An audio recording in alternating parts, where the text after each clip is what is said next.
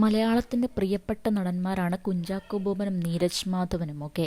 Of സ്ക്രീനിലും ഇരുവരും തമ്മിൽ സൗഹൃദമുണ്ട്. ഇപ്പോഴതാ നീരജിനെ ട്രോളിക്കൊണ്ട് ചാക്കോച്ചൻ പറഞ്ഞ വാക്കുകളാണ് ശ്രദ്ധ നേടുന്നത്.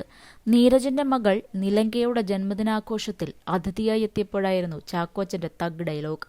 അപ്പന്റെ റാപ്പൊക്കെ കേട്ട് നീ അനുഭവിക്ക് എന്നാണ് ചിരിയോടെ ചാക്കോച്ചൻ പറഞ്ഞത്. ചാക്കോച്ചന്റെ ട്രോൾ കേട്ട് ചിരിയടക്കാനാവാതെ നിൽക്കുന്ന നീരജിനെയും ഭാര്യയെയും വീഡിയോയിൽ കാണാം. 2013 പുറത്തിറങ്ങിയ ബഡ്ഡി എന്ന ചിത്രത്തിലൂടെയാണ് നീരജ് സിനിമയിൽ അരങ്ങേറ്റം കുറിച്ചത്.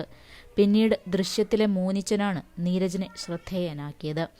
1983 അപ്പോ തിക്കിരി, സപ്തമശ്രീ തസ്കര, ഒരു വടക്കൻ സെൽഫി തുടങ്ങി നിരവധി ചിത്രങ്ങളിൽ നീരജ് വേഷമിട്ടു.